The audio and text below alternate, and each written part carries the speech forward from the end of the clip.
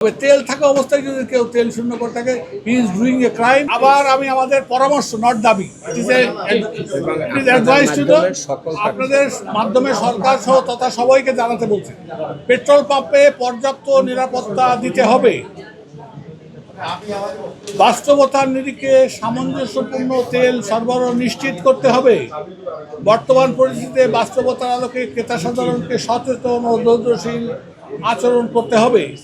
Petrol পাম্পে tank শূন্য অবস্থায় তেল নিতে ক্রেতাদের হুমড়ি খেয়ে খাওয়া থেকে বিরত থাকতে হবে। তেল নাই তারপর এসে ঝামেলা করবে।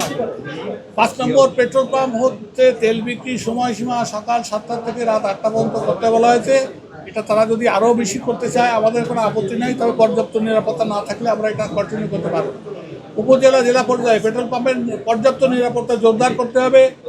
ডিপো থেকে জ্বালানি তেল ট্যাঙ্কলরির চেম্বারের ধারণ ক্ষমতা অনুযায়ী সরবরাহ করতে হয়, যাতে ওই অল্প তেল নিয়ে দূর দূরান্তের রাস্তায় যে তাদের পরিবহন খরচ না বাড়ে। এই জন্য আমরা এটা বলেছি, একটা চেম্বারে 9000 লিটার ধরে, সেখানে যেন 4500, 2000 বা 3000 লিটার তেল না দেয়, তাহলে তাদের পরিবহন খরচ বেড়ে গেলে সেই লোক তেল বিক্রিতে আগ্রহ হারিয়ে ফেলবে। তারপরেও আমরা নিচ্ছি, এই দায়িত্ব নিয়েই নিচ্ছি। সরকারের মনিটরিং ব্যবস্থা আরও জোরদার করা। অযথা পেট্রোল পাম্প আক্রমণ, পেট্রোল পাম্প মালিকদের উপর একতরফা দোষ চাপানো যাবে না। সেক্ষেত্রে সরকারের ট্যাগ অফিসার নিয়োগকে আমরা সাধুবাদ জানাই। আপনাদের বাংলাদেশে যতগুলো এজেন্সি আছে সবাই যদি ভিন্ন ভিন্নভাবে এসে পেট্রোল পাম্পে মনিটরিং করে, তাতেও আমাদের আপত্তি নাই।